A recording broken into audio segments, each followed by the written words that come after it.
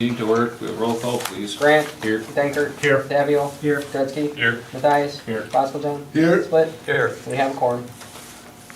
Is there a motion to approve tonight's agenda? I move to approve the agenda as presented. I'll second. Any discussion? All those in favor of approving the agenda say aye. Aye. Opposed? That is approved. Is there a motion to approve the meeting minutes from November 19th? I'll move to approve the meeting minutes as presented for November 19th, 2025. I'll second. Oh, go ahead. It doesn't matter. Take your pick on the second. Chris, yeah. Any discussion on the minutes? All those in favor of approving the minutes say aye. Aye. Opposed? Those are approved. First item then is extraterritorial CSM for W14390 State Road 2349. Do you have anyone here for that one? Yep, I'm here if you have any questions. All right. And this is the one where we're combining lots or making multiple lots out of it? Splitting off about a 1.5 acre or 1.1 acre parcel on the north side of the road, that little triangle where the old road used to go through. Okay. They're separating that from the 80 acre parcel across the road, and they're gonna be donating it for the walkway bicycle path. Apparently they're gonna be putting up some kind of shelter house there at some point. So that's that lot 3. One. Lot 1. I believe, let me take a look here. I would say. Three's the little one.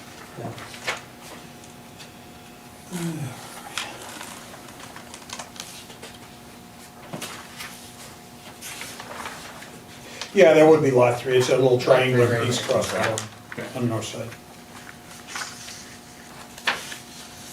1 and 2 are staying together.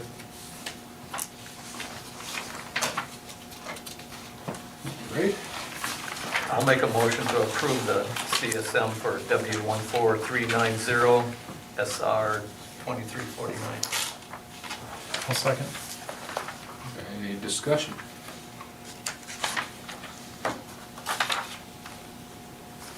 Hearing none, all those in favor of approving the CSM for W14390 State Road 2349, say aye. Aye. Opposed? That's approved.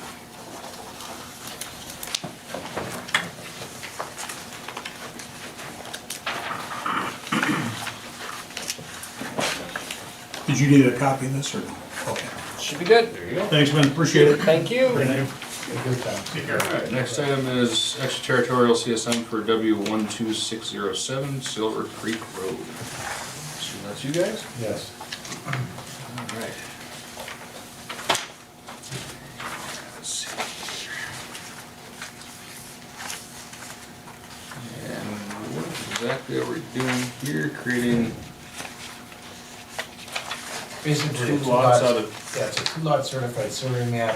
One is separated by obviously state trunk highway 23 on the north side. They took the remnant parcel and added acreage to the north to combine it into one parcel. That's about 1. okay. It's just hard to figure out what's actually going on.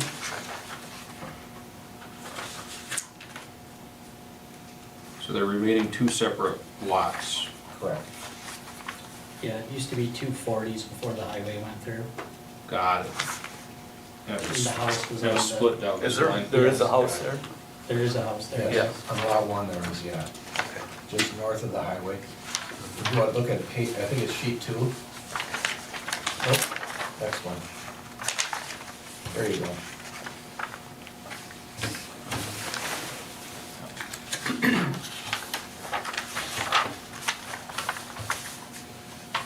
So that used to be on lot 2, the house, including the lot 1.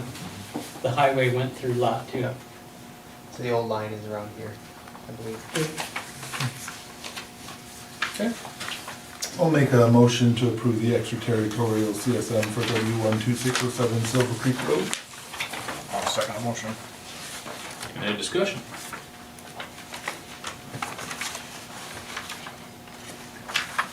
Hearing none, all those in favor of approving the CSM for W12607 Silver Creek Road, say aye.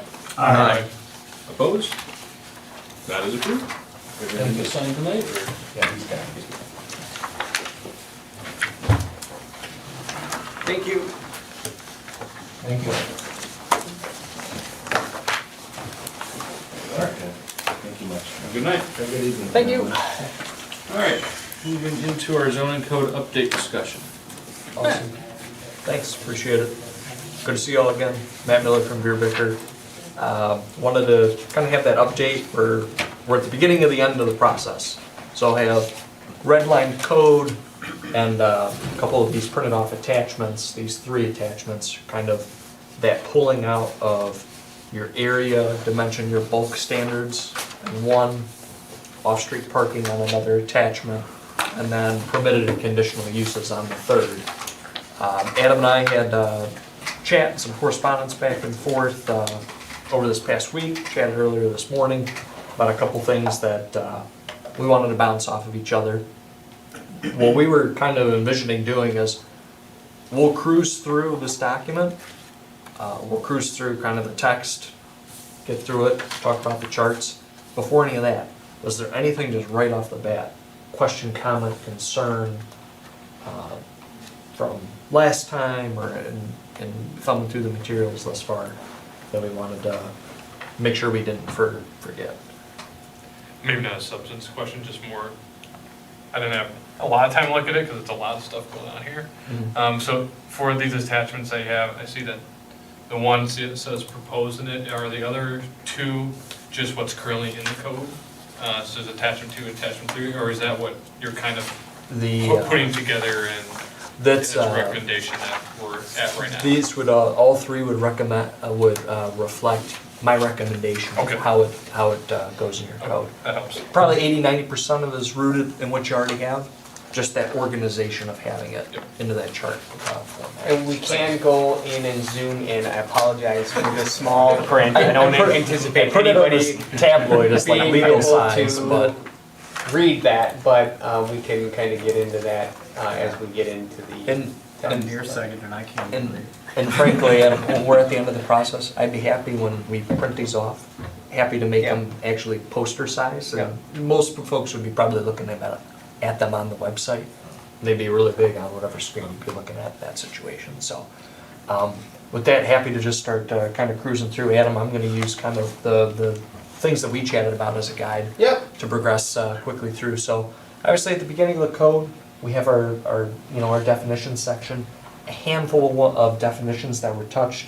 I'm going to bring us first to the page 6 there. The numbered page 6, talking about conditional use permits. Adam and I had this discussion.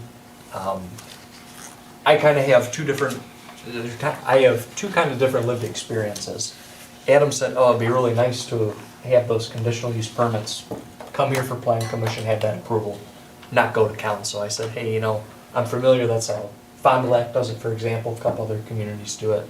So I said, absolutely, I can change or remove that red line and say, conditional use permits will come to plan commission, and then you all or your successors in these positions will take care of conditional uses.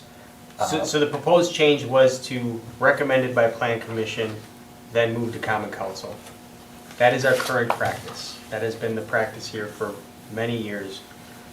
There is just another layer that could be brought into it for conditional use permits if this body wanted to recommend a change to take it from more of a recommended to then the common council granting. More up to discussion for you all as to if you want it to end here or go to another layer. What about the option of, if the plan commission approves, we're done. If we deny, they can appeal to the council.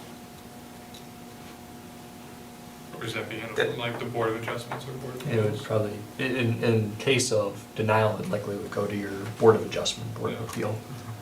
You still have that process, that mechanism if someone wants I don't, But on a conditional use, I think there isn't per se an appeal process. And again, because we've been using the model, Yep. and then if you're aggrieved, you obviously have the right to litigate. If you feel like you're aggrieved and you need to take judicial review.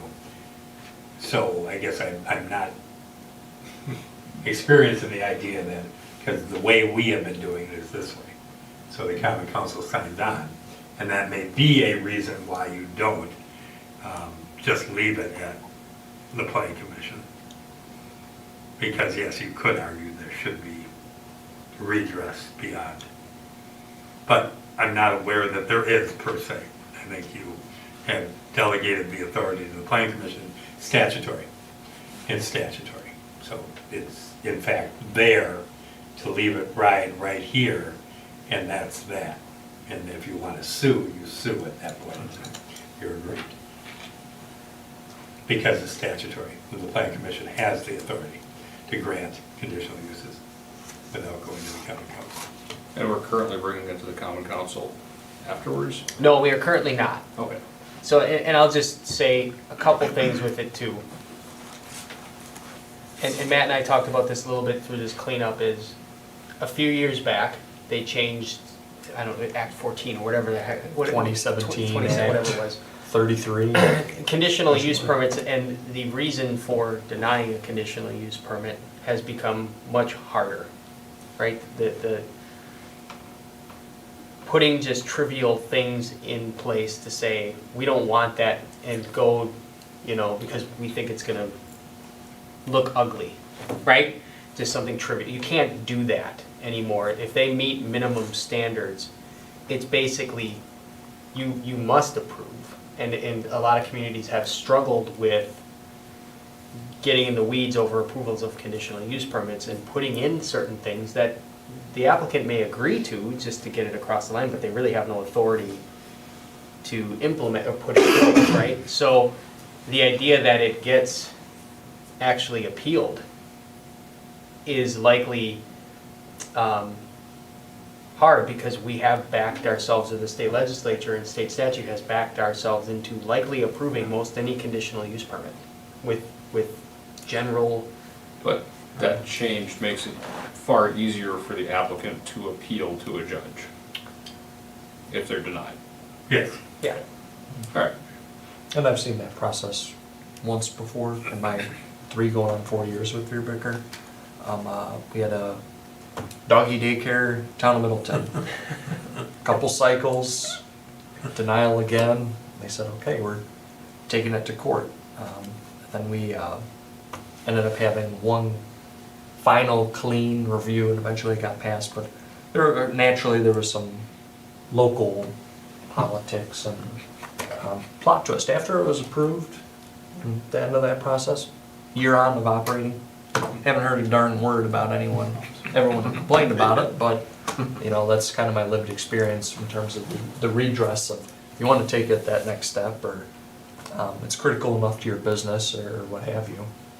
Folks can do that. I just, the extra layer, while common council, you could take it there, it could create another layer that complicates the process, right? Takes longer, right? Which is sometimes good, sometimes bad.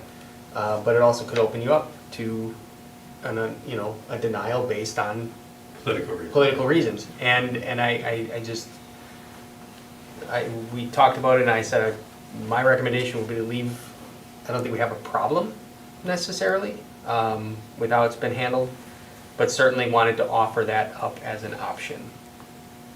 So if the consensus is just keep it as is, we can keep it as is, and you all have Final say. Yeah, I'm fine with that. I think, we're well-rounded enough to make a decent decision on this commission.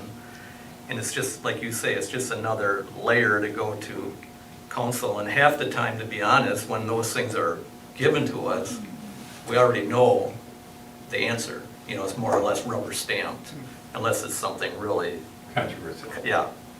But then we're having a hearing based on controversy and not on the merits of the conditional use permit, which is always a fun place, or not so fun place to be in. That's where I think we should leave it, just end it here, have it end here. I would agree with that. Okay, more on the CUP. It was, next thing that Adam and I kind of chatted about was with regards to home occupation, page 9. Page 9. This is, we had chatted about this in November, that challenge of, we have quote, home occupation, we have residential business activity.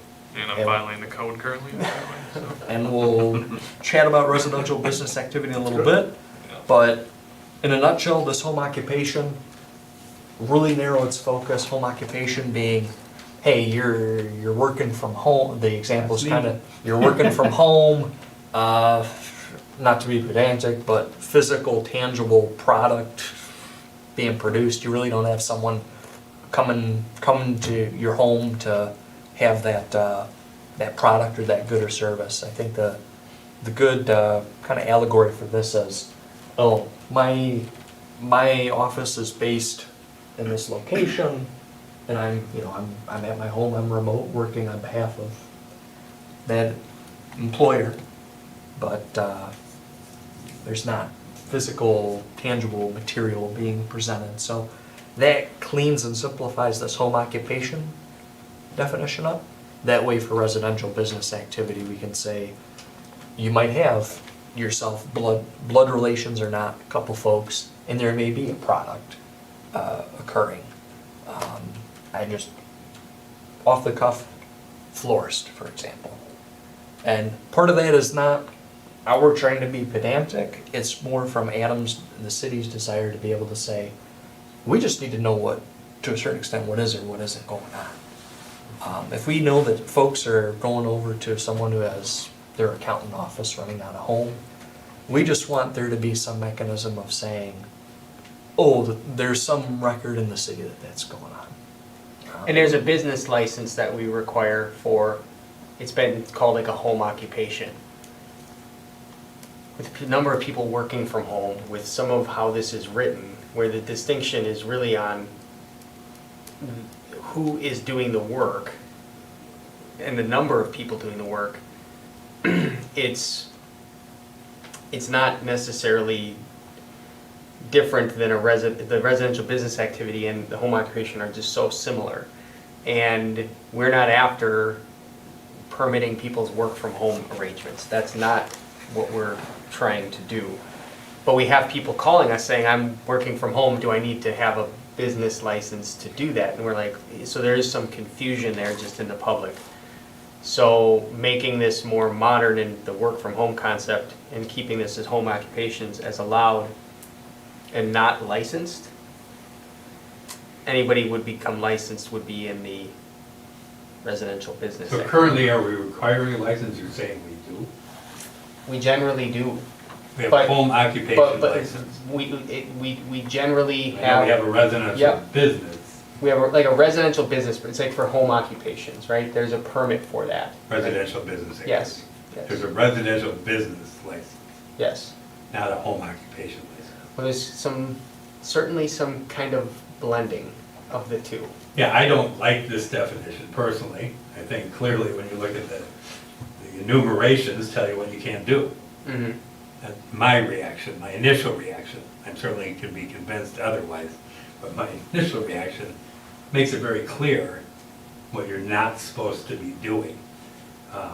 And the words such as, I don't even get what that is, means an occupation conducted in a dwelling unit such as members of the family which dwell on the premises, such as is not a concept.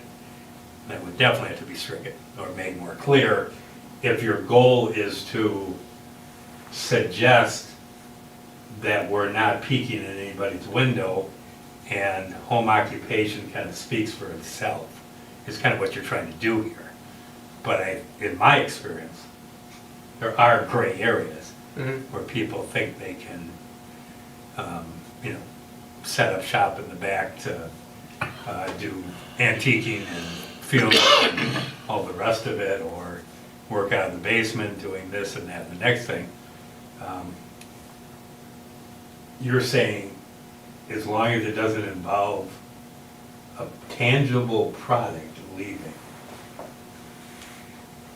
I don't quite even know what that means. So- That was one of my Physical questions. So thing your is walking out intent the door. with how you have it laid out, if I'm understanding correctly, if you're just telecommuting, you work in an office, but you're working from home. You are not the employer, you're just working. That's a home occupation. If you own an accounting company or a law firm that you work out of your house, you may have customers come once in a while. Or if you're making trinkets to sell at a craft fair, that would be a home business, which would require the license. That's the intent, right? Yeah. That's a good characterization. No, and the last one that you touched on was the one that I was thinking about, like someone who, do it on the side, they do like flea markets, and then, they make whatever they want, and I'm like, is that what we're saying is not permitted under here, because that, as Lud was pointing out, that would be a physical or tangible tangible product, product, so yeah. therefore it falls on the other, and like at the same time too, like I understand their discretion, like we're gonna know people that do flea market stuff, and the city's not gonna knock down their door because they're making crafts and making like custom cups and stuff. I guess, what problem are we solving? That's my question. When you look down what's crossed out, you go, well, that's pretty particular. But that remains in residential business activity. Okay, but Yeah. they're a different animal, or are you saying they're not a different animal? The difference is, one of them, the home occupation was basically saying only members of the family can work in the business. And then and this one's saying you can have up to 3, or previously 1 full-time or 2 part-time employees who are not members of the family residing on the premises.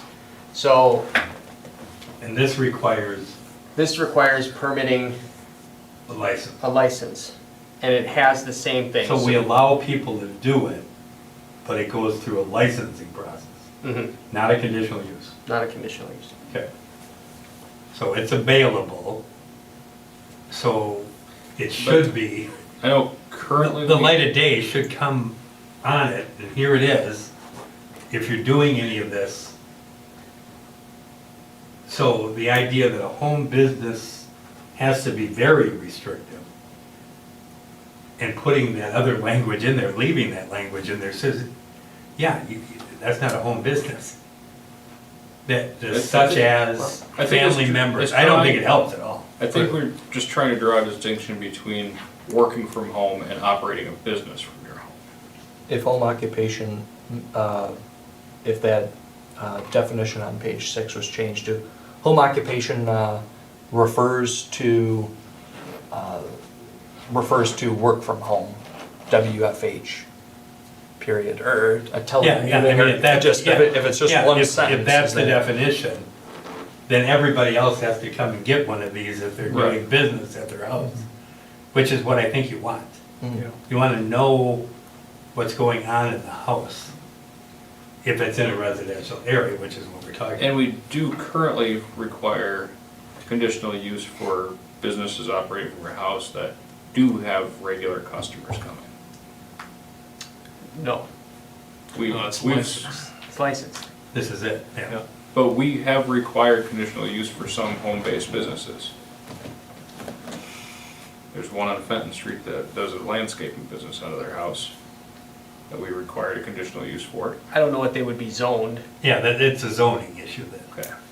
Then it's a underlying zoning issue. This is intended to deal with people who are zoned in residential areas. And I think generally the distinction, and I think the challenge has been since over the last 5, 6, 7 years here, is the whole work from home concept and that not being a business. It's just somebody working from home, a home occupation, if we define it as that, and move everything else to this type of model, I think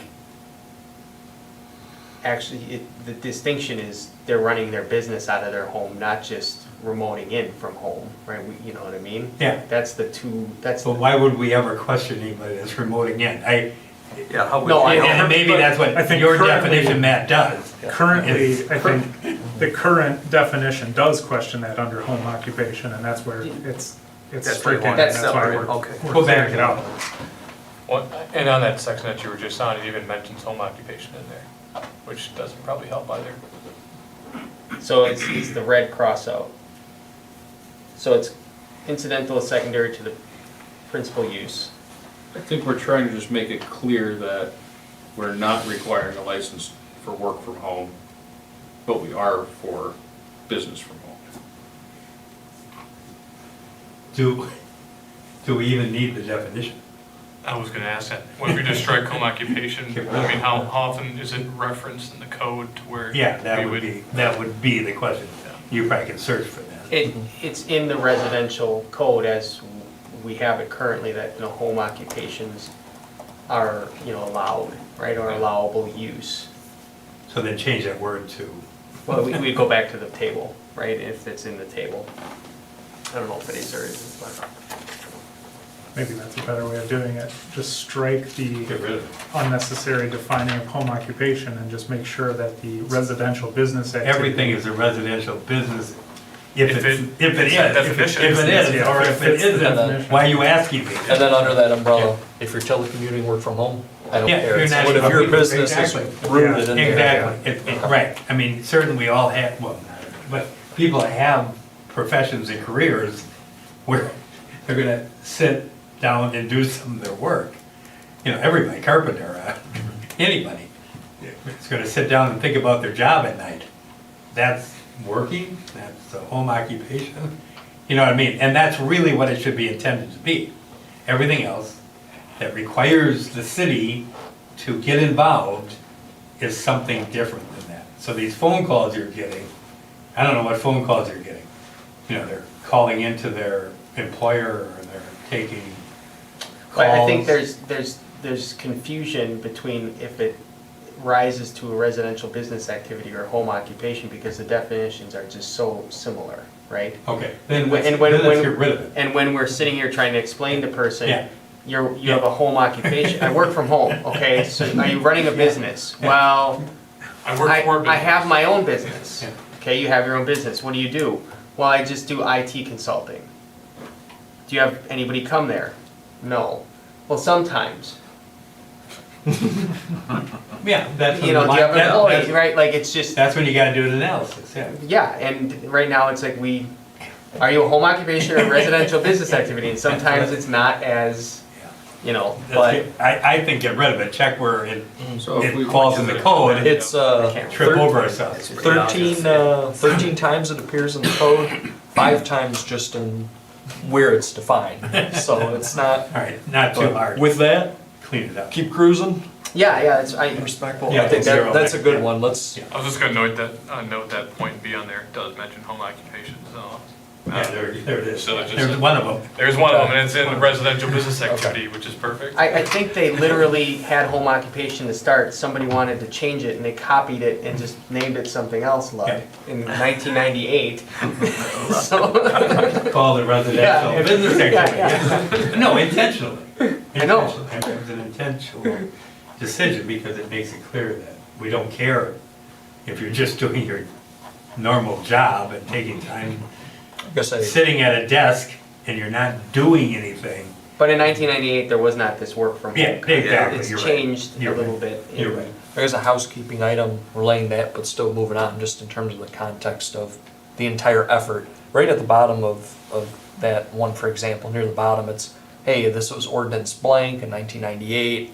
I redline in the ordinance number. I guess a question from the perspective of the city is, for those things that we've touched or redlined, when this does have an adopting ordinance to it at council, is my last step for those pieces that have been touched, putting ordinance number blank in year 2026 in? Or I just want to make sure You that don't have that's to do that. clean That'll be process. done, that'll be done by the code company. Okay, Yeah. okay, Yeah. gotcha. I wanted to make sure that I didn't miss out on that. So with that, I'll keep moving to page 25. Get through those definitions now. Well, yeah, I just.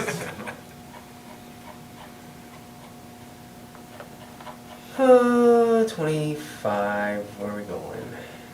Sorry. Here we are. And part of our effort is a desire for consolidation and elimination of some districts. The discussion that Adam and I had earlier today with regards to mapping, that visual portrayal of the changes in code is, okay, mapping would have to be updated to reflect that, hey, these districts have changed. Procedural question that we were bouncing off of each other is, okay, if someone is currently, if their property is currently zoned R2, and we're doing away with that district, it's going to R1, for example, what does that mean in terms of the process, the cleanup from the legal perspective? Adam, I kicked this thing, and I will be very outspoken. I don't see any reason to eliminate if something is in a district, just to eliminate. If you want to allow something in a district that isn't currently allowed, put it in there, put the language in there. But don't bother eliminating if there are physical properties that are under it, just to eliminate them. It doesn't make any sense to me. You know what I mean? Because then you have that quandary. What do you do with the properties that are currently zoned? B3 is one that Adam and I kicked over. It's kind of an overlay, right? Is that what that is, Adam? Correct. B3. I don't want to, we can talk about B3 right now because it's one that was recommended for potential removal, right? And, where is it? B3.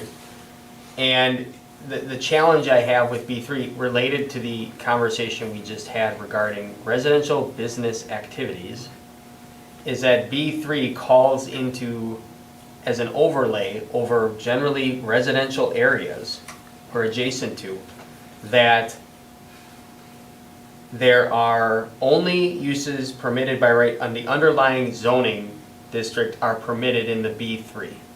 So if it's an R1 or R2 or R3, those are allowed.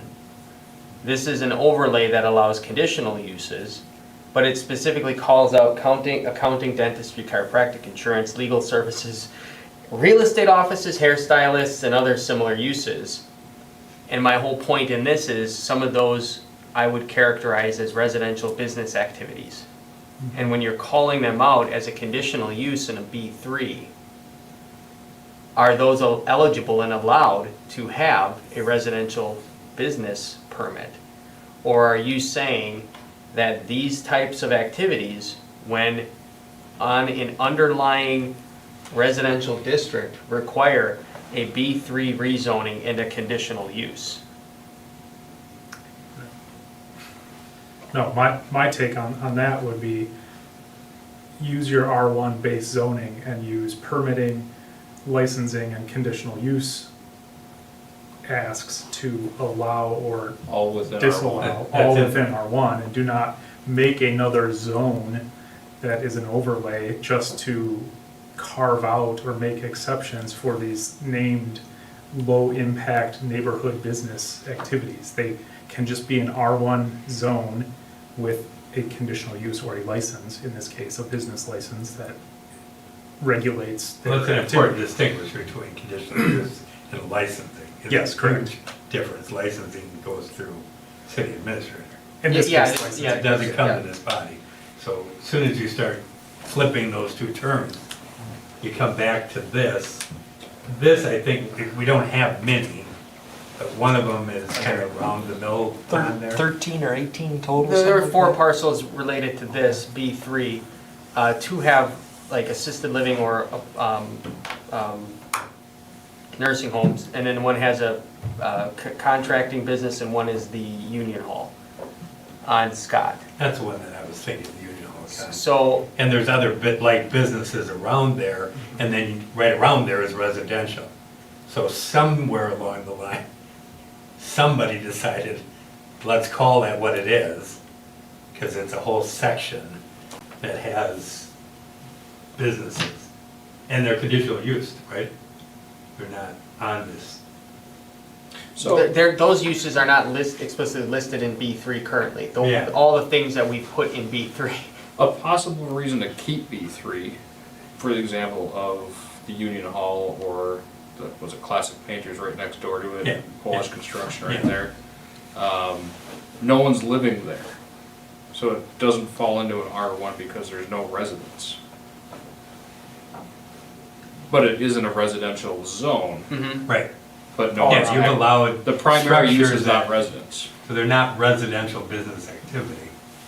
They're I businesses. mean, I would be certainly in favor of a drastic reduction to B3 and use it only for those that are not being used as residential structures primarily. Yeah. But the way I read the home-based business, it's primarily has to be a residence. And don't get rid of my other similar uses. I don't know how many times I've used that one. I mean, I don't. The idea is, my thinking, and that's where Ed and I. I don't think we need to You don't need to call tie out. your hands. I don't think we need to By call out doing any revision, specific it's just a businesses in tool. a It's a B3 tool. district. It gives, when somebody comes to you and says, that building over there is just sitting there, I'm gonna do something with that building. But you can't, because it's underlined zoned, try to rezone it, it's spot zoning. Oh, how about if we put an overlay there? It's, it's kind of like the PUD. So the idea that exists and it encourages business, why take it out of the code is what But I'm I saying. think we drastically reduce it. No, that's fine. Get rid of the listed Yeah. business types That and just otherwise treat would- everything with conditional use. Yeah, at the same time too, it's like if you, I'm not saying that somebody like an accountant couldn't be eligible for a residential business permit if they fall within the limits of that definition with number of employees and activities. Right. In the event that the accounting Bigger than firm that. But if they, wants to grow Yeah. massively, then I think we have this, Yeah. but where are we going first with it, I guess, is in terms of, so it's just From from an the- actual. From the perspective of its root, its current nature being an overlay following the existing residential districts. On the flip side of that coin, I would say, if there are not folks who reside in that premises, and it is purely a business activity, if we then instead said, my concern in having it remain is it's an overlay on top of quote existing stuff, for lack of a better term. When instead of being a B3 and Yeah, it but then you're exists, it could getting, be. get rid of PUD then. I mean, why tie your hands in a code revision for the sake of trying to be consistent? You'll never make this consistent, I don't care how good you are. I'll find something that's inconsistent here, I'll promise you. Might take me a little while. You might be very good at your job. But why are we doing this to the city when flexibility, again, in my years, so has always been the challenge. How flexible can we be? We're not Milwaukee, we're not Fond du Lac, we're Ripon, Wisconsin. There may be a use like over there by the mill pond, and then now it grew up a little more. Now we've got some little houses over there. But those You are know, R1. Right. But they could have been something else. You could have been creative rather, but there are one and the R1 is close by. I just wouldn't take away a tool, especially one that creates the opportunity for business, which is what we should here's a all. scenario where I think we would definitely need something like a B3. Is, say, a church that's in a neighborhood, in a residential district, closes up their doors, they Yep. move somewhere else. Yep. They sell their building, someone wants to put a coffee shop or a little bookstore or something in the neighborhood. That certainly wouldn't be a home-based business. It's got a parking lot already, it's Yep. fully set up Yep, for a good business. Good point. I think we need something to cover a scenario like that. And could you just say those not qualifying for residential business activity could Apply for pursue that. Could this? apply, could apply for. Pursue B3. this. Yeah. Yep, And then yep, it rather all than have comes, this laundry. Yes, and that would always come back to here, and for rezone, it would have to go to council. yeah, And you can leave the prohibited in there. It's yeah. something Because you want to? You want to. Well, I don't know what else is, but you want to keep some things out. Neighborhoods, keep them out. Seen stuff, yes. We Yeah, want me- out of neighborhood, but Keep them out. I think there's a Keep them few moving. other ordinances we could probably bring out before we have to worry about looking at a B3 imposition on that. okay, sorry, but we can go back to. Home occupation. Yeah, we gotta get out there. You're all now. Going back I to would your beat that horse. consolidation of Back. zone, or residential one, R1, R2, and having pretty much anything that's allowable in our current R2 allowable in R1.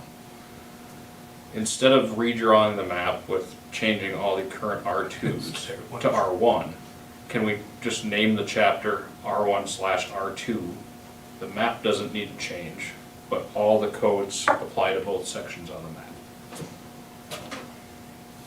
So that way, if someday we reverse what we're doing today because we want to be more restrictive, don't know why we would, we wouldn't have to go back and redraw the maps.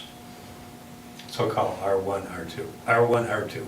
Yeah. Well, yeah, you could leave R2 in and just say, Yeah, just reference R1. R1. And like, and so Matt and I talked too this morning and just in general about the difference between R1 and R2, right? And the fundamental difference when we went through a zoning code rewrite a couple years ago on residential was R1 allowed single family and then conversion duplexes, amongst a few other things that you can see in the list, right? It did not allow new construction duplexes, only conversion duplexes. And the main reason for that was there are a lot of areas in town, older sections that are R1, that have older homes that are huge that have been converted to, two-family. And so we said, okay, those are allowed, but R2 then, the big distinction is that new duplexes are allowed, and then up to 4 units with a conditional use, right? What we are looking at here is generally moving R2 to R1, only the idea of new duplexes. So you would essentially be saying single-family conversion duplexes and new duplexes would be allowed in R1. R2 would be the same as R1 is, and R3 would move to multifamily. Anything 12 units or less would be permitted. Anything 12 units or more would be a conditional use. And that's the general. Now, there are other uses in here, including the home occupations that no longer exist. But you can just see here how one family, permitted in R1, permitted in R3. So everything that's permitted in R2 and 1 is also allowed in R3. So somebody can build a single family home or a duplex in an R3 lot. 2-family dwellings, including conversion and duplexes with 0 lot lines, are permitted in, would be R1, R1 now.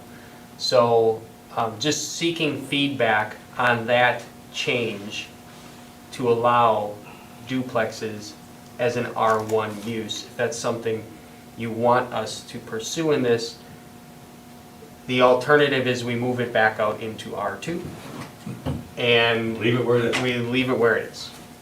No, I think that would be beneficial. New construction of duplexes, or even, to my opinion, up to like a quadplex in any R1.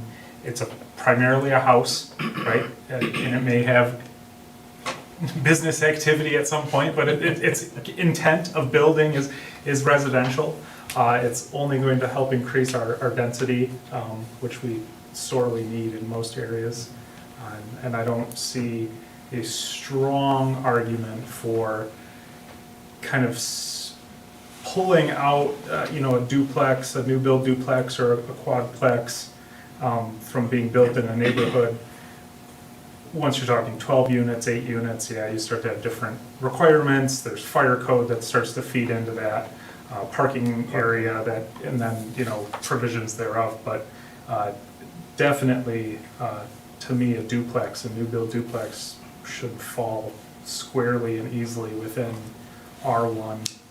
Build it where and when you could build a single family home, and I don't think the city would say no to that in hardly any case, except for maybe some weird giant mansion thing that towers over the neighbors, but that's. But to be clear, just so multifamily dwellings are not allowed in R1. So no fourplexes, just to be clear on No that. four- You don't wanna go there. We're not going, Just duplex. just Up to 2 duplexes. units. Right. Anything above 2 needs to be R3. And if Right. I'm not But mistaken. you can do conversion, you mentioned conversion. Conversion houses. duplexes. They can go to 4? No, No, okay. conversion, Clear. conversion duplex. So we're acknowledging that 2s are being built all over the place. And And they look like residential housing, only they have if a I'm connecting wall. clear on building code, anything that has more than 2 units is requiring sprinkling now, Yeah, there's certain which could Yeah,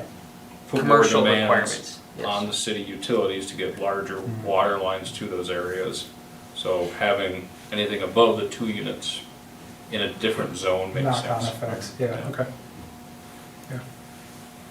So, So is there consensus on that? you see resistance to that, John, on the council? I don't think so. Okay. 2 is fine, because I'm always thinking about parking, so then there's gonna be at least 4 cars, maybe 5 cars, and you know, you gotta have room for parking, Yeah. so I think 2 would be, you know, reasonable. I'm just trying to think Yeah, where yeah, it would what's even gonna fit be in, a and problem. right now I can't think of where, you know, right now where it would fit in, but, There probably are some. The biggest thing is we've allowed conversion duplexes, Mhm. right? And we haven't necessarily had a problem with that, right? In a lot of older homes that are built for families of 8 or plus now, we don't have don't need those, so they get converted to duplex, which is just fine. You know, the idea that somebody can build a house, you know, and after a year or two convert it to a duplex, you know, like, what are we doing? Right, it just doesn't necessarily make sense, but, so if that's okay, we can keep R2 in and just reflect R1 standards for R2. Just so, so I think that's probably Yeah. the easiest thing. Because then we don't have to deal with the mapping Then we thing. don't Don't have to do I mean, a whole new. I guess maybe the crux of my question there was in terms of that consolidation or elimination, that Yeah. visual portrayal of the mapping.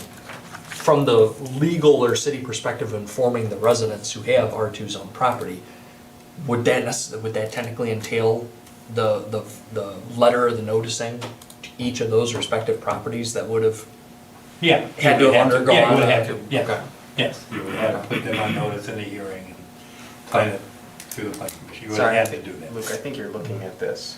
That's what I mean, I don't wanna pull up GIS So, over it and yeah, so everything. sorry, like two-family, for I example. was like B3s, apply- and you go on the website and like, you can find like one B3. Yep, so like R2, these are the only R2 properties, right? And generally speaking, these are principally single R1 to begin with. So there's a few just spots where there's R2. So that's R2, just for the impact. And then if you look for neighborhood business, that is right here, and then up here. So there's only 4 or 5 parcels that are B3 currently, so. And like logistically moving forward with keeping the R2 with reference to R1, when someone does come in for zonings, we should all be zoning them then moving forward as R1 because it's the same, R2 is the same as R1. Yep. So I understand like we're not like clean up all the map, of course, but let's not add more R2s then, of course. on top of Yes, that. it doesn't make sense. That's Yeah. exactly what it is. Just tell me. Yeah. We'll If someone comes to an R2 application, you shove them out the door. Say R1. We want you to be an R1. You can tell the people. And you get rid of R2 after that. Well, no, I was trying to ask, just because we're on the topic of R1 and R2, and it's kind of hard to tell from the lovely printed attachments. Yes. This is for the off-street parking for the R1, because I was kind of talking about that. What is it currently, for example, is it like a certain amount of spaces per unit for a? That language there is, I cut off a little bit. I can Yeah, fix I that. was trying to make it out. That language, as reflected in the proposed code, was lifted from the existing. Okay. So that language, at least with regards to R1, did not change. For example, the greater than equal to, the minimum off-street parking spaces required, R1, greater than equal to 1 space per 1 dwelling unit. That still exists in the context of R2 still existing. Yep. We'd have that arrow and say, hey, similar to kind of R3's language sheet up. Off-street parking shall be the same as in Residence District 1.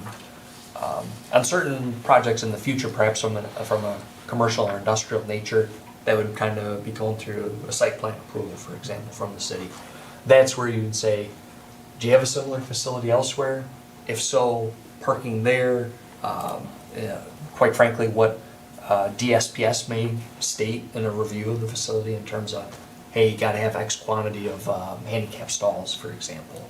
There'd be mechanisms coexisting alongside the city's requirements of having eyes on some of those parking needs. Yeah, I just wanted to confirm, Brenda, just for the duplex stuff, what we're going with, so. Yeah. that Well, was- while we're on that parking chart, looking at the B1, looks like it shared the box, institutional B1 central district. All parking areas shall be on property owned by institution or provisioned with recorded parking agreement. The B1 district, no business has their own parking, or very few businesses have their own parking.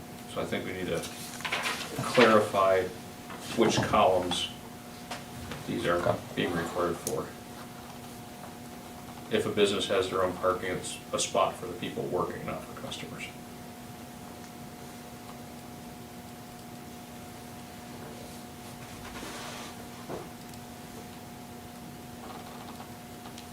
Sounds like most of those provisions are applying to the institutional.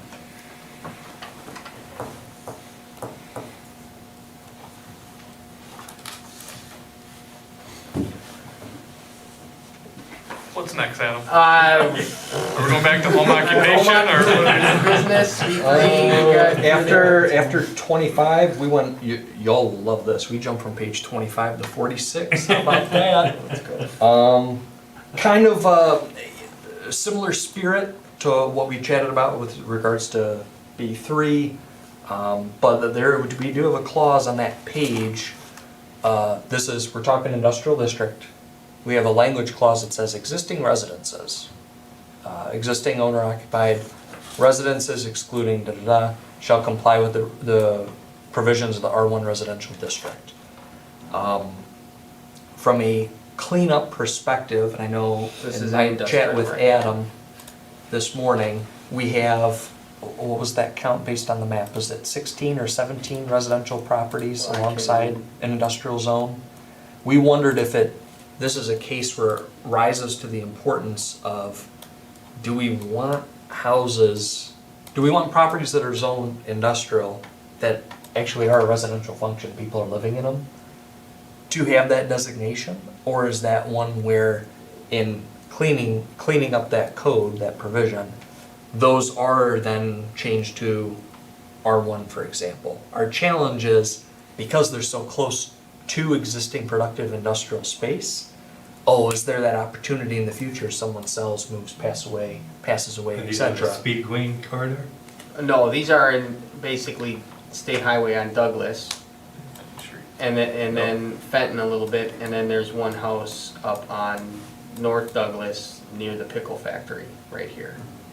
So, I mean, you know, but you're talking about a number of residential uses that are technically industrial zoned. And I guess the house typology, it's different if it's a house structure, Yeah. but, you know, one of the businesses is using it as the office versus the commercial industrial building as the stuff going on in it. And why this matters, and I'm not trying to call attention to a particular business or complaints we have, is when the code has requirements for industrial nuisance type activities or products, right? Mhm.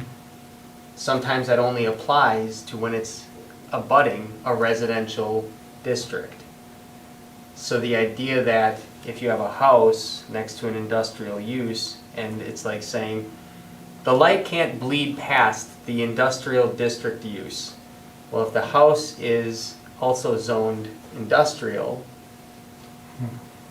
some of those environmental standards become hard to. Most people are good neighbors, that's all I'm saying, in terms of the industries that may have this happen. But, you know, if there are noise complaints, things like that, it may be difficult to enforce because we have residences that are improperly zoned as industrial. But certainly, most of these things sort of resolve themselves. So it's not necessarily a big issue that I want to bring up, but certainly, these are all corridors that could be developed differently, just based on proximity to other uses or buildings. So, but just we wanted to call attention to it, if it's something we wanted to address or not. Or we just let it go. So is the intention here to try to rezone to residential, or as the houses come up for sale, try to eliminate the houses to keep it an Yeah, I industrial mean, district? the comprehensive plan would say, get rid of them when you can get rid of them, and the underlying zoning should be what you intend it to be. So if we rezone to R1, we're going backwards. I mean, that's the point of that's the point of the zoning code. That particular area of town, I'm guessing the houses were there before the industry. Yeah, clearly. Yeah. And so that's the point, is that it should become industry unless these are wonderful houses that, so your goal is to turn them into I-1 or whatever. That's why you haven't zoned that. I mean, I think it's reverse thinking to say, oh no, well, it kind of looks, we can put a house there. Oh, it is a house. You're going backwards. I mean, that's what zoning's all about. You don't go backwards. So I would Is not zone rezone them. Hi, or what's it zoned right now? industrial. Industrial. Yeah. So if that house burns down, Yeah, They could not. they could not, Right. correct? So it's up to them, I mean, or industry buys it, they knock it down. Or they ask to rezone, and then we're putting R1 right next to industrial. right, Yeah. I think Yeah, I'd leave exactly. it, just, Just leave it like. yeah. You're gonna find, I'm sure, Matt, you found it in other communities. People have done comprehensive plans and take things that shouldn't be there and call them something else part Well, of the comprehensive. this is another one, existing residences comes up in a lot of different places too, commercial, Yeah. other Yeah, areas, so. where we eventually want Yeah. them to. So if Well, our I know intention It was is, zoned, that industrial, I don't have a record on when. 50 years ago, 30 years ago. Yeah. so if I our mean, those intention people, is I don't even know to, if the people that live there know. No, that they're- that happens a lot too. That happens a lot too, Yeah. because they call us and say, Yeah. I'm zoned, why am I zoned industrial, I can't get a loan. Yeah, And I that say, is, but you that's have- where they get into it. Yes, That's where they get in. Then on a case-by-case, I think we've done it. We've actually rezoned to allow them to do. but I just call attention that this is an allowable Okay. use based on the code, and Okay. everybody usually gets squared away.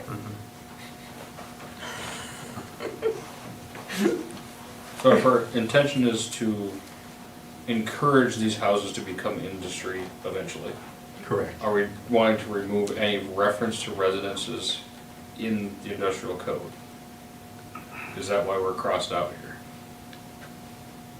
From my perspective, at the time of saying, What is that? Why you got? walks like a duck, sounds like a duck, it looks like a house, but it's in the industrial district, that's weird to me. But now that we're kind of talking the flip side of, if our intent is the future to have that transition to industrial, then that red line is probably rejected and that language is preserved. Okay. And the, I think you keep the language. So the house is allowable until it needs to be It's not. rebuilt? Right. Yeah, we're not proposing rezoning specific parcels or in allowable uses through this process. We're just kind of letting that go at this point. We just wanted to bring that up as, hey, do we want to take this time to change those to Yeah.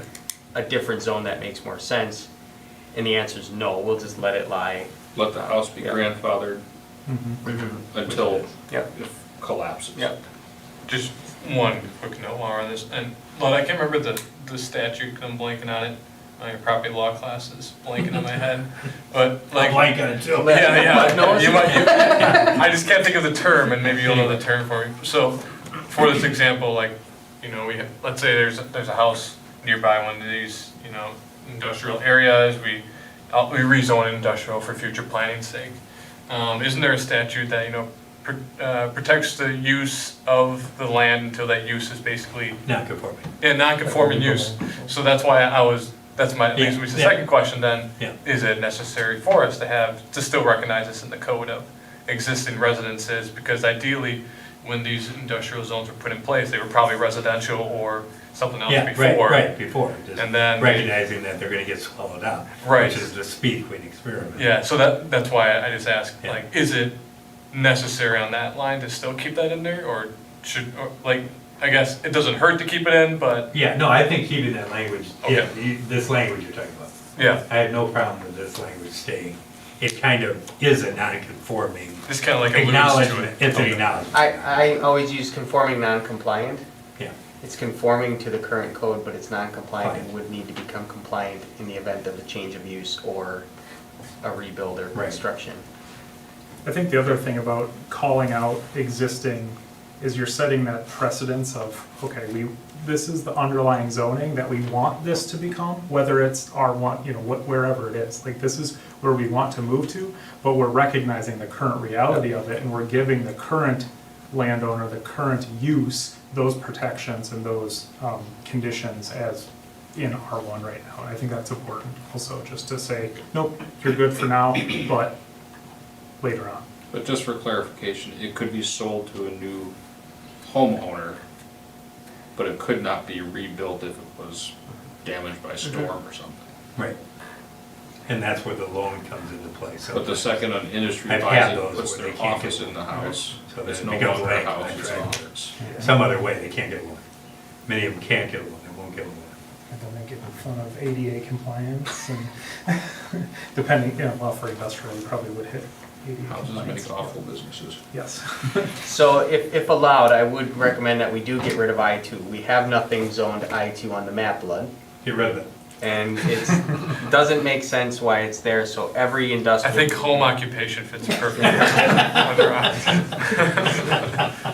So all the industrial parks are currently zoned I-1. It's all I-1, so I-2 Yep. is just, and then I-3 we would maintain as an option.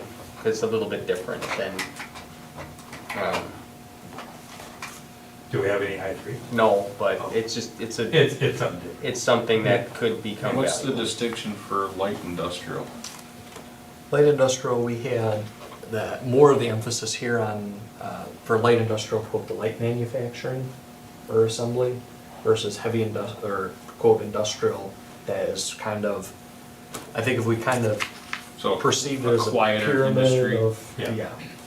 I know there was talk in the industrial park to create light industrial, John, I know we talked about And for it at some example, point in time. and for example, in that industrial district, we do have the sound, noise, vibration, kind of hinting at that, what are you doing, might be at that, kind of that higher level of use, unless when in proximity to residential, on either that distance or some of those safeguards. So examples, Speed Queen, heavy industrial, Accurate Controls, light industrial, because they're just assembling circuit boards and stuff. Generally, I mean, and you kind of have more of a commercial component to it too, maybe, where there's maybe, some manufacturing, but maybe it's more office heavy or something, so. Right. From page 46 to 51, and these are the last 2 or 3 notes I have. Okay. So make everyone real excited about it.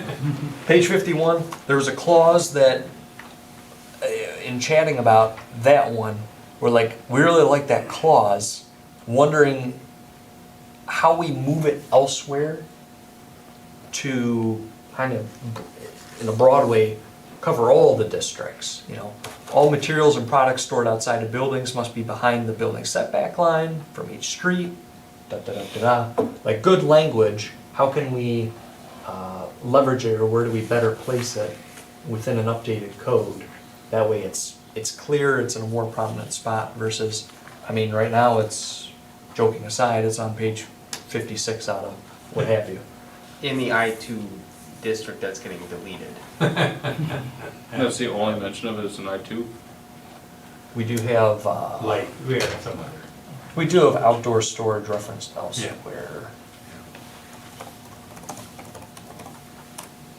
Yeah, where is out, storage reference. Definitely a major issue. Yeah. Outdoor, Definitely a major issue. outdoor storage, we have, Going here.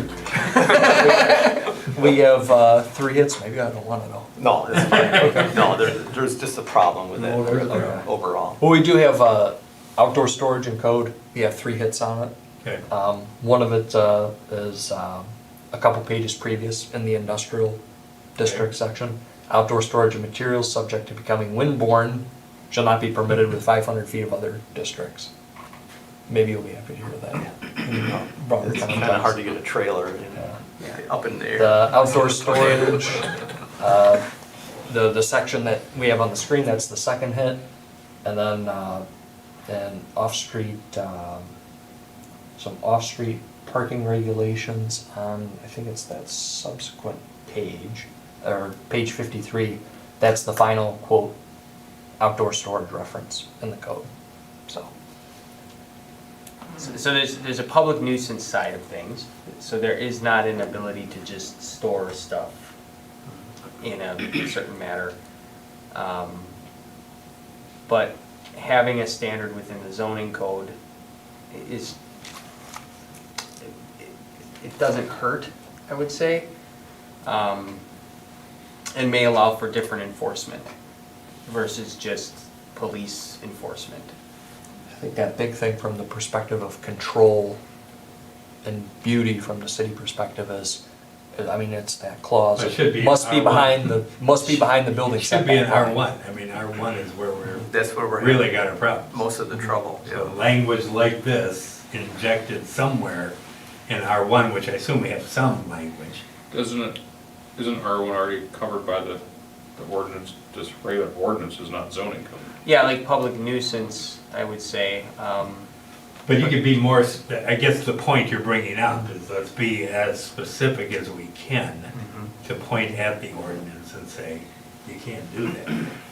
From a land use zoning, a control perspective. And do we have the concept in the city is if you stick it in the backyard, you're safe?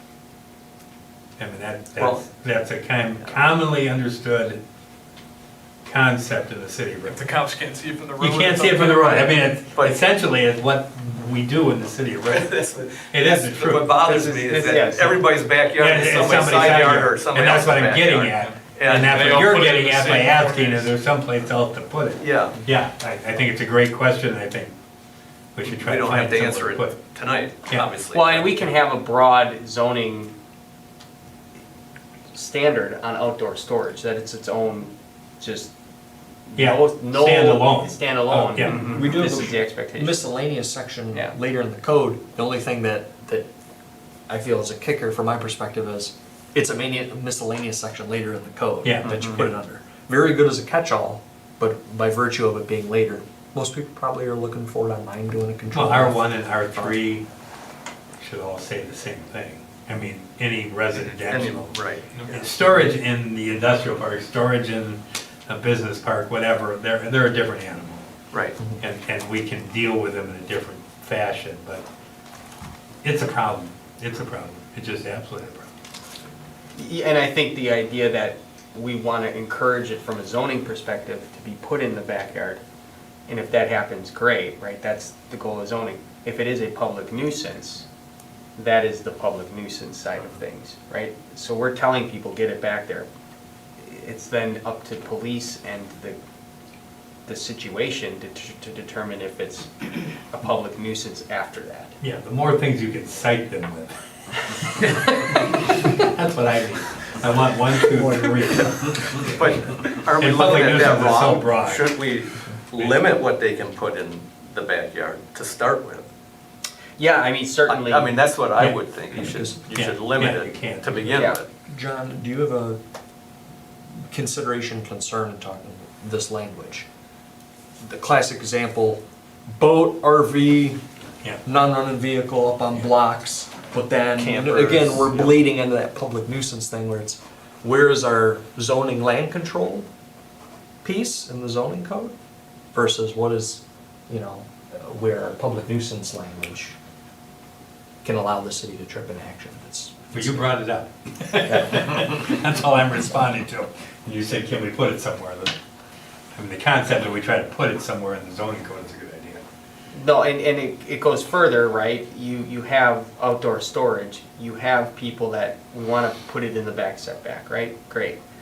There are people that somehow kinda get around that back setback by saying, or put in the side yard, by saying, well, I'm gonna put it under a Terrible. tarp. I'm gonna put it under a garage in a box, I'm gonna put it under a tent. Do we wanna address that as a standard as well somewhere with non-permanent structures? Because we have a number of those and they're just covering up things and they end up over time looking a certain way. That's one side of it. We The- must permit them because we have them. We don't permit them because they're temporary structures, Really? right? Yeah. Yeah, it's not like a shed that, It's yeah. not, it's a non-permanent structure and so they So get. they just pop up. They just pop up and, I know They- Fond du Lac had trouble with that. Yep. Because someone realized it wasn't in the code Yep. of non-permanent structure not being, Yeah. someone did it, and then the person who has more brains and money than to know what to do with, took advantage of that, so. but it's just something to think about if you want us to try to address something about non-permanent structures as well. You know, this downside of that is how do we regulate it first? Do we permit it? Is it even allowed? And then the second thing is if you don't allow them, you know, where is the stuff going? Because Yeah. people aren't Yeah. generally just gonna get rid of. They're going to John's yard. Gotta build So- another So there, garage. for every, just so saying, for every action, there's, A reaction, you're right. Right, Would that it's be true, yeah. zoning code or ordinance though? Well, I think the idea you can put it in R1 yeah. zoning. Again, looking at the idea that this language has some, You can put merit. in R1, you know, temporary structures yeah, are yeah. only allowed for X amount of days, right? If somebody has a, you know, garage sale and they put a bunch of stuff under a tent, they're great, right? But if somebody has, you know, taken a garage in a box and made it a permanent structure, is that what we want to encourage? No. Yeah, I'm thinking in my head, I think no. it's worth looking into, and I don't know what the exact thing is So am I, to draft, but I think there's, in my, Yeah, there's merit. it's worth there's merit consideration to it. for sure. in my previous community, the idea of a carport or Yeah. a temporary shelter had to have a hard surface. Yeah. It could not Be be on dirt. a hard surface in terms of the Oh, roof. even the- Like a metal roof or It something, had, yeah. it couldn't And be, I like your Amazon carport, but it's Exactly. something Yeah. that yes, is so you, sustainable. yes, and by that means it would require a permit, so, because you're affixing it, so you would need some level of, you know, but, but Yeah, that was a, I inherited that ordinance, that was a Okay. battle. That was always a battle, Yeah. so, but that's just one option. Yeah, is there a way to take and move things, or let's put it this way, there are scenarios right now in the city where people want to utilize a structure like that for the storage, right? Right. Then the question and maybe the desire is to, how can we move to something that is then considered a permanent structure that conforms to more of the protective, the aesthetic, and the kind of general fit in of an actual permanent structure rather than taking what is a temporary structure and utilizing it as a permanent structure. So maybe there's a, you know, Yeah, which is what you're permitting kind of suggesting. permitting that gets easier Hard for a Yeah. permanent structure in that regard, and then is there a mechanism for if a structure is in place for longer than X amount of days, it is then considered a permanent structure and then must conform to those. Legal may need to spend some time on Well, it's valuable. on that I thought. mean, I'm sure you got other examples in other See. communities Yeah, to bring forward something. We didn't that talk deals about, with sorry, but yeah. No, but I think it's a good idea. Okay. Whether it applies to all districts or just to Mhm. R1, R2. And even if it's saying that some of these things, if we do allow them, have to be in the back plane, right? So Yeah. they're not in Yeah. the side or front yard, because we have people that are putting them in the front plane. Don't put it in your backyard. Yeah. Like, for example, we require a variance if your car is parked in front of the front line of your house. Actually, I think a conditional use permit Yeah. in some areas for a front plane off, And yeah. if you have a home occupation, Yes, that's yes. required. Yeah, there are some of these, you know, And so, and I guess on that note too, with outdoor storage, and temporary structures, whatever you wanna call them, is there also a concern then also with like setbacks of those, if they are going into the backyard? Like, do they have to be off the property lines? Absolutely, right, that's something we don't even, you know, we're not, if we're not Because we don't wanna, permitting, we're we don't not wanna put reviewing. 3 boats, an unregistered car, and a shed on John's property line. Yeah. Because we don't wanna But prevent that. but you're absolutely right, from the perspective of setbacks, a permanent structure requires to be, you know, 3 Yeah, foot off, yeah. right? Yeah. Somebody puts a temporary shed there, a half foot off, Yep.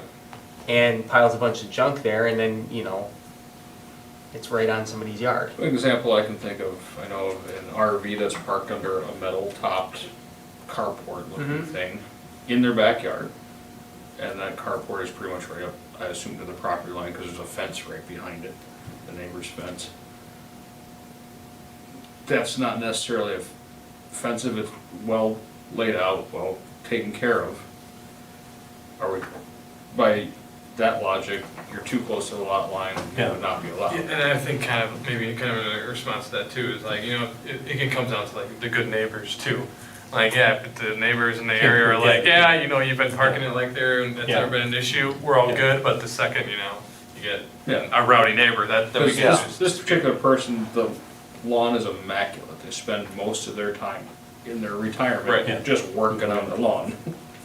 So, So it's usually a compound of a lot of things that I think leads to that, like the 3 boats and everything that's on John's backyard or whatever. but my In my point is, neighborhood. what- this is very tasteful, very easily could be taken by someone else doing the same thing, it just looks awful because they put 3 boats next to it. Right.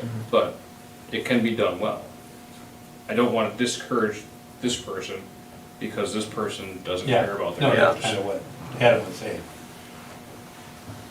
But it's a good issue to address if we're cleaning up the And then we'll code let and the put it process, wherever we can put it. Here's another place we can tell the world that we're caring about what they do outside of the 4 walls of their house or garage. If it's converted to or if it's considered a permanent structure, It's not permanent because it's just set up on lawn. right, okay. There's not a slab under where the RV is parked. But if there was a method that it was considered or converted to be under ordinance or code or whatever, a permanent structure, that could then come to the commission for a conditional use. I mean, there's literally or things variance along your lines, Mark, Where- literally things You could, that we can legislate away by putting it in the zoning code. Okay. And that gives us one more hammer yeah, to say to the person, we're not only concerned about the nuisance value of your property, this is in our code. And I think there's part of the discussion with regards to this clause and its usefulness is, Yeah. okay, what's the primary Yeah, structure yeah. on that site? What's accessory building structure? But to Lud, your point, my fear is if we legislate away the person that doesn't care about their lawn, we're also legislating away the guy that did it the right way. Yeah, no, I get where you're going with But that. The But guys then that if do it it has the a right hard way will top, always do it the right way, yeah, there could be exceptions. I think. I mean, there could be exceptions, that's the point. And even encroachment into, if the neighbor Yep. consents, encroachment into the setback. There can be consent, just like there is for building fences, closer to your property line. You know, that, I think we can build that into language, but the idea that we take the opportunity, now that we're cleaning up the zoning code, to put a provision in there that tells every citizen, we're serious, we just changed the code, and here's what we see that we want outside of your residential structure. So whatever you can find in that area, Matt, just one more opportunity. And then I'll bounce it off Adam. Yeah, yeah, And yeah, you for- and again, yeah. The chief, our chief is very proactive. You know, clearly when the snow is gone, we'll be busy getting after some of these properties, which Bill does a pretty good job of, and we're very soft-handed. We have not been heavy-handed, but there's some that just thumb their nose completely, and we're gonna have to do more. There's just a couple I can think of. Is there a difference in enforcement for something that's in code versus ordinance? I think it's easier, yes, I do. I think that when you ultimately take that into a citation situation, it's black and white. Nuisance is great. Nuisance to you Nuisance is. it's tougher. It's tougher. You know, and then it moves around, and sometimes it's not there, you know, when they're moving junk around and stuff. But then they still have that thing out there that was never permitted.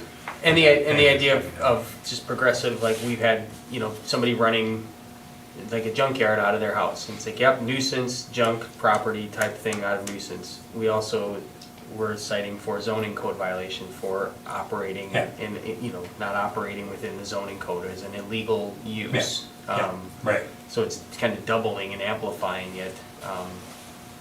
And even that doesn't always get their attention. Yeah. About Matoma Street. I'm not talking about it. Something to get everyone's attention. Yeah. My last written comment, page 78. Okay. Floodplain. Last page. Just a titling thing. Adam and I had our discussion this morning of not the danger, but hey, DNR floodplain ordinance. They said, hey, what language do we need the city to have? Boom. There are just one or two of those titles that quote, you know, Article 6 non-conforming uses. My only concern is, hey, it's non-conforming uses in floodplain. Similarly, there's a page or two subsequent to this, Article 7 administration. And my challenge, and quite frankly, as we going through reading it, was, okay, it has that floodplain focus, but folks, if they need to jump in or cite it or reference it for something, will there be confusion thinking, oh, this is the administration section of the code, and there are a couple times even in this floodplain section it uses, even right there, for example, under administration, these officials shall also administer this ordinance. And my only kind of hesitation with Adam in our discussion this morning was this ordinance, I think in the context of where it is, people would say, oh, that's the floodplain ordinance, because that's where it is. But we're talking about this stuff in this ordinance, we're talking about it in the zoning ordinance. So is that language requiring some specificity in terms of protecting ourselves, protecting the city, or is it fine? And generally speaking, I didn't want to touch any of the floodplain zoning stuff, because it's all, but if we want to clean up titling, because honestly, when you're looking through this just from a zoning administrator perspective and you search certain terms, you end up in the floodplain zoning code really quickly. And you may catch yourself, or residents may catch themselves reading through it and saying, this applies to me, but it's not in a floodplain. So Your yes. suggestion is say Article 6, non-conforming uses in a floodplain. Yes. You just add that, that's really- Add those words. so when you Okay. just hit find function in Adobe, that pops you into this section, you realize that you're in the floodplain Yes. section. It'll have that little subtitle section, you're like, okay, now it Just for raises a clarity. different question. Yeah, go ahead. So we're not changing Clean it any up. code, we're just Yep. adding clarity. Yeah. Clean and add clarity. Wherever you see that challenge. Do you have anything else? Those are mercifully the things I have in the text. And we've touched upon the kind of the three attachments, the charts. If there's question, comment, concern on that, I know one thing that Adam pointed out to me is, for lack of a better term, some of the fun stuff that we weren't thrilled about having in B1. Yeah, so we Pawn did- shop, cash checking, I have on the permitted conditional uses chart in B2, that's highway, commercial, or either the industrials respectively. Adam said, hey, probably a good idea for control I had them as permitted in those 3 respective districts. Adam said, hey, let's have some more control. Let's have those types of things be a condition, go through a conditional use process. for So, the so spot. we did take and make, I don't know if we're specifically calling out prohibited in this, but if it's not listed as an allowable or conditional, or permitted, or it's not allowed, okay? So, in terms of those maybe more,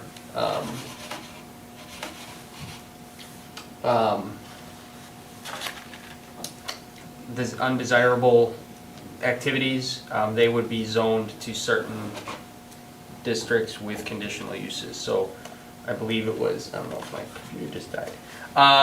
It was like tobacco and THC derived shops, check cashing, and then your adult themed establishments. Entertainment, So- adult bookstores. Was the plan, that, were you saying the plan was that they should all be listed as conditional? Yes, that was not updated in Okay, here, that's so what- that will that's get what- updated Good. to go there. Okay. And we had, My computer died. Knew it. Well, just, the charge.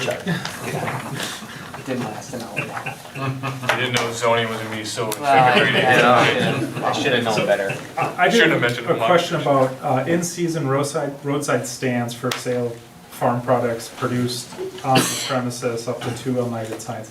I guess that's because it's produced on the premises, and other roadside stands may fall under other page ordinance. 3, bottom Page half. 3, kind of bottom half of the zoning district's permitted uses charts. Attachment 3, I think we were, yeah, attachment 3. In season roadside stand, that's what you said? Yep.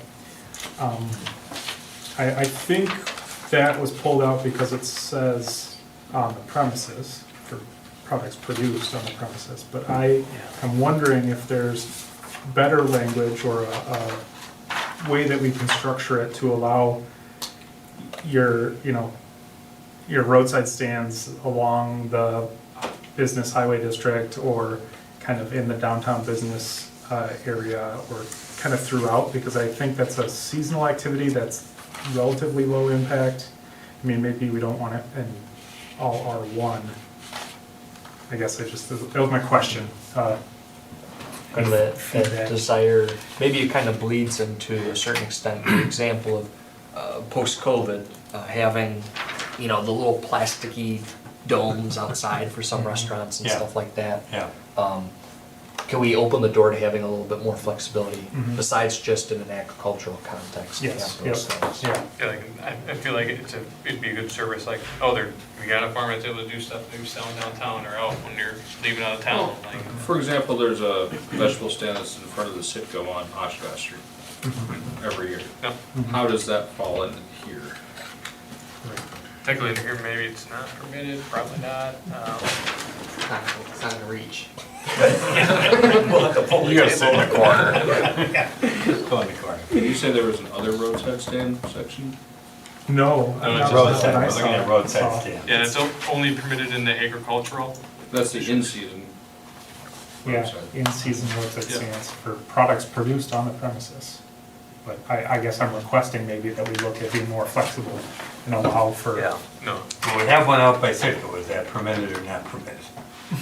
It's been there for. According to this, it's not. there before permits. Yeah. No, I think the some of those like temporary use things, I missed some of the conversation, but some of those temporary use things, Mhm. clarifying where those are allowed and how they get permitted is, I think, important. To winnow the field, Mark, is there kind of your conception of, I want to open that door wider? What is having the door open too wide mean to you? Like, where are you like, no, absolutely not, in terms of roadside stand, I mean, forget the quote in-season part of it. Right, right. Roadside Yeah, stand. like a roadside stand, like what Like, what is where what is not, too in far? terms of, Now, I would think that even that vegetable stand has to be Permitted. I would permitted, think a so business too. of Yeah. license. Otherwise, you have somebody come in. Yeah. Yeah, Whatever, anywhere, just set pull up up shop. their truck and park it in. Yeah. Like, I would somebody's imagine driveway. the city would require the peddler's license, for or something like that. I would think, well, I don't think they're that's not how it's, peddling. They're I not don't think peddling. that's how it's, You currently being handled, I think Or is it's, peddling just door to door? yeah. I think peddling is door to door. Okay. I think the idea of a temporary use on a like commercial property is generally not getting permitted, whether it be a stand or a food truck or Yeah, food anything trucks. like Yeah, that. food I was trucks would about be- to say, yeah. how would that kind of fall under? Because a food truck's almost primarily on a public parking spot, Yeah. or it could be in a private parking Could be, lot. yeah. So, but generally speaking, no public space can be used for a sale, right? So we don't allow a truck, a fruit stand or anything, farm stand on a park or public property. So you can't just roll downtown, put in a parking spot and start selling out of a food truck or a corn stand, right? Sweet corn stand. So it has to be on private property. So where on private property do we want to allow those activities? So my suggestion would be commercial type, probably B2 would be the most appropriate. You do not want to allow farm stands and things on residential areas. And I assume we Just- just do this for lemonade stands. Yeah, I mean, we're not after lemonade, like, Unless they're in the backyard next to John. I doubt would be the person that has our police department cite a kid for having a lemonade stand. It is a residential business. It's a home occupation. they can come get a permit. Yeah, And exactly. Adam will deny. They'll learn about, The lemonade they'll learn stand. about local government. Give them a lesson. Give them a To lesson. your question, Matt, I think the door too wide is something that's permanent or draws, maybe not even permanent, or something that's longer than, say, 3 months, that's constructed in a way or is Yeah. is moving past that seasonal, or draws, maybe, and I don't know how you would even start to phrase this, but has a draw where it would bring in people that would need a parking spot, or that would need, you need to have parking areas besides just like for roadside stands are often, you kind of pull off to the side, you transact within a few moments, and you are now off and on your way, versus let's go with this and say a restaurant or a coffee shop where there's an expectation of time spent, right? It's not just a transactional thing, it's a more investment of a time. I guess my frame of reference, Mark, would be, in terms of personally door too wide for me, would be having amended language with regards to this in any context of the residential or the industrial.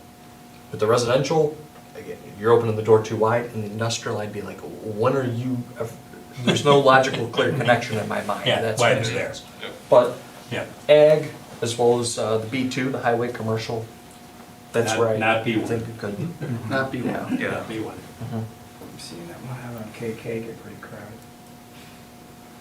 Yeah, What do we currently say? We have something. Halfway up that driveway there trying to Yep. park. Well, our current language of in-season roadside stands for the sale of farm products, ... permitted in the agriculture district. Do we tailor that definition To add. where? I think and the highway district makes a lot of sense. I mean, Especially- they should be able to prop up on Tyson's Ivy if they let Well, them. another Yeah. example is So- fireworks stands that go in what's now the Tyson's parking lot, but was Kmart. Yeah, They Or get a Rock permit Fry. for fireworks sales. they do get permit. Right, but that would fall That would under. fall under the- that, yeah. the roadside stand. So I think we need to either modify or expand what we currently have. Yeah. I also could see a reasoning or maybe a guideline or a way to kind of structure it where if someone does have a food truck and they want to go park at Alliance, and that should then be, to me, generally construed as permitted, because they're not going to be, one, it's private property, they're going to have some sort of agreement with the property owner, but then I wouldn't want any sort of, from the zoning, to say, oh no, we don't want to have you do that. That's where I would kind of go, kind of. Yeah, and I think with the food in that example, if it's on private property intended for The just employees that and stuff. business use, we're not really open, you know. Right. You know, I We mean, don't Ripon care. College has that happen at times. Yeah, we don't. We don't really care if it's intended that it's Right. open for the public and Yeah. we're open for business, then we need to. Right. We have not addressed the food truck thing in our Mhm. ordinance, we just haven't. Yeah. But certainly applying it to this, I think you could take the logic and just say, oh, yeah, these things will Yeah. fall under these as permitted, and that would go to that permanent or transactional. Mhm. A food truck that gets set up for, a week is not just a singular transactional thing, they're running a business from that spot, and that then falls under so many other pieces. Mhm.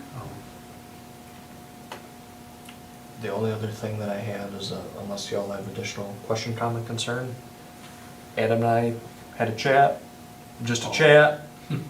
Nothing, I almost think we don't put it in there because you had an inquiry with regards to solar farm Yeah. along the lines of our conversation of conditional use. Based on 2017's Act 67, when that language is updated in statute. Okay, if the door is partially open to saying solar farm is a conditional use in this district, then it is, hey, if someone does approach the city and suggested that they can meet those criteria, then it would be approved, versus ironically, kind of a silence is golden. It's not in the code, it's like, hey, we're not We can't find it. entertaining it. Go someplace else. So, Did we do that already? Well, I just, I think we in did talking through this whole process, it's been, some of the questions asked are, what are the variances, what are the questions you've had, and where are there issues? And the idea of a solar farm has been Yeah. brought forward in Thought you time brought here, that, right? yeah. And the question is, do we allow it? And the answer is, well, we don't really allow it, because it's not written anywhere, right? Can't Are find we a place. talking primary use for a property is Yes. solar farm? Yeah. Yes. So not an industry says, I want to rent out my rooftop. No, I this had is, that this same is like, thought. we want to take Acres on acres. acres of So land. primary use is solar farm. Put it in, and you've said there's, it's happened on a couple of occasions, just on large, kind of And the reason ag-related, for not wanting it would be, highest and best use of the Highest and property. best use. More appropriately located Oh, out. in the rural area. I do think, especially since this city's already pushing up against its boundaries and trying to find places to Yeah. build, Yeah. Yeah. it's a high use of land that could be housing. I did share, from the American Planning Association perspective, some resources on the solar energy, the wind energy, and if, my only kind of thing when I emailed it to Adam is like, hey, I pulled this stuff as an APA, as an accredited planner for my account. Absolutely can be shared internally with the city, with legal counsel, for example. If y'all would want to have that link, I'm happy with that, just don't be printing it off and handing it off. That would be my only ask. my So, initial thought with a solar farm is possibly allow it in agriculture, because you can pair solar farm with certain types of farming. And agricultural land is very low value to begin with. The solar farm would probably add value to it. Yeah, so it's just what I've done research-wise, it's been a couple of years, but there are gonna be some limits as to what we can do based on state statutes if somebody comes forward with an idea or whatever. So there is they've created some carve-outs to make it easier for these to happen. The only people benefiting from it is the landowner. They're getting dollars Yeah. back that are of greater value than what their land can generate from a crop perspective. And in terms of just the layout of the community, to Luke's point, where we do have agriculturally zoned or more agricultural uses, when you look at the map, kind of those outer areas, those are the areas that we are going to Try to. most likely grow to, because they're already in, and they're open. And if you start putting improvements, improvements, assessed you- improvements, you- I mean, whether we agree with it or not, Yeah, be an yeah. assessed you know, improvement. So it's just, But an example, Reliant has their new, not substation, their utility warehouse with lots of farmland around it that's currently in the township. If they want to add a solar farm there and annex it into the city, I would say yes, let's pull that in. It's in an industrial related corridor anyways, it would be on agricultural land, inherently bringing more value to the land and the landowner. I don't see why we would prevent something like that. Because you'd rather have another Speedway. Yeah, I would rather have a factory. Or whatever. Yeah. But it also- doesn't stop a future property owner saying, I wanna buy this land, wipe out the solar panels and drop a speed queen there. Yeah. But I guess on that too, like, there's nothing stopping us from being able to annex land in that has solar panels. Oh, yeah, no, I anyways. don't disagree with that. Just because, Yeah, because just again, because they it's, have solar panels, you wouldn't. yeah, so So we I can guess in still, terms of, I like the sleeping dog approach. I guess on that same approach, and just because now my mind's on it, and the news has been covering all the issues with whether people want data centers and stuff. was the next don't even one. say it. I don't want to, don't even say it. But Yeah. I'm just gonna assume we're taking the same approach with solar panels and just leave it at that. There we go. There we go. Let's go back to home occupation, let's focus on that conversation. I guess it's kind of a home occupation. Data centers, could be. Well, with how many Don't go to my well, how many basement. people are actually in a facility?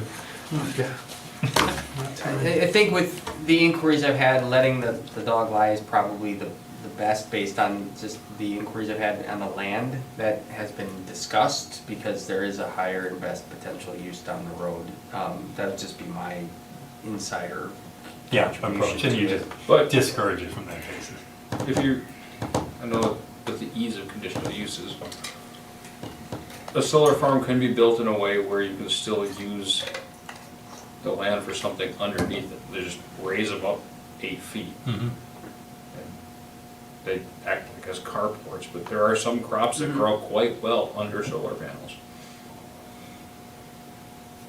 But we're not in the business of agriculture. Yeah, Development is kind of the bottom line. We're not looking ideally to we would have encourage very agriculture. little agriculturally zoned land in the city of Ripon. That is just not, That's the goal. it's not. How much do we have currently? Like, something like 2 5-acre parcels, isn't it? There's one by the cemetery, off of State It's probably Street. under 20 Probably more than acres what in you total. think. Yeah. It's So it's the areas in which, to the south, and basically That's marsh. out here, Yeah, That's it's the not common agriculture, that's floodland. yeah, that's the prairie, and then, Yeah. the quarry is that, Yeah. and then, I don't think we're doing anything with the Yeah, quarry. I don't, That's Tom and Debbie's. Tom and Debbie's house is, But that got rezoned, I thought. maybe, it didn't. It's maybe- probably rezoned to industrial. Yeah, so, and then the, kind of the prairie areas out here, so, So really the outskirts with the exception Yeah, of yeah. that one house. yeah. I guess just kind of, since we're on this topic, and just the hypotheticals of all the stuff in zoning that we've been talking about. If a business, I'm thinking Hy-Vee or Tyson's as an example, wanted to do solar panels in their parking lots, how would that be treated? Because I mean, that's like one So, like, example, is that, The carport stuff. yeah, the carport style solar panels, I'm just, Generally accessory use is incidental to the principal use, I would say, something of that nature. so we would say that would probably be Yeah, I allowed mean, then. yeah, they'd likely have to So, have it permitted. in my scenario of agriculture that is still growing crop under the solar panel, the crop could be considered primary use. Yeah, I mean, if they're gonna go to that extent, that's Especially not if it's already generally, zoned. generally, that's not Not how what it's they're being looking for. presented. Yeah, they're more like on the ground. They're on the ground, Very, yeah, very and low, they're yeah. right on top of each other, and they're. You're more concerned about the people that just want the land for nothing but solar. Yeah. That is, Yep. Exactly. somebody wants to put something on a roof or put a little canopy up, we'll work through it with them. All right, please tell me we're done. I love to keep talking zoning with No, blood. I'm sorry. Yes, we can be done. If everybody's good, if you have any other suggestions or questions in the next, if you review things, you have other things to suggest, send them to me. I can forward them to Matt. And then, generally speaking, we'll take about a month or so here. We'll get a clean version of everything. And we'll go over it one more time. And then we'll set the game plan for adoption and just the process, because there is a process for adoption and requires public hearings and things like that, but we will, if you are all tapped out, we can. I can keep going. I have one last question. Yes. More of a comment. Is it better so I had a thought that any multifamily dwelling should have at least one bicycle rack as a matter of course. And I don't know if that fits within a zoning requirement or if that is just a site plan Site plan, requirement. would definitely be a site plan. Because it would fit At what- alongside like What the point dwelling size do we need a site plan? multifamily, so. It'd be multifamily. Our So, three, Or 3 units and above? We would have to clarify that. I think it's multifamily. I don't know if it triggers at a certain unit. So I think we should clarify that. If you want to say 3 or more, we want to see a site plan. I'm saying that that's probably a little, because we're saying 12 or more requires a conditional use, I think Yeah, within that Which process. triggers a site plan. which triggers a site plan.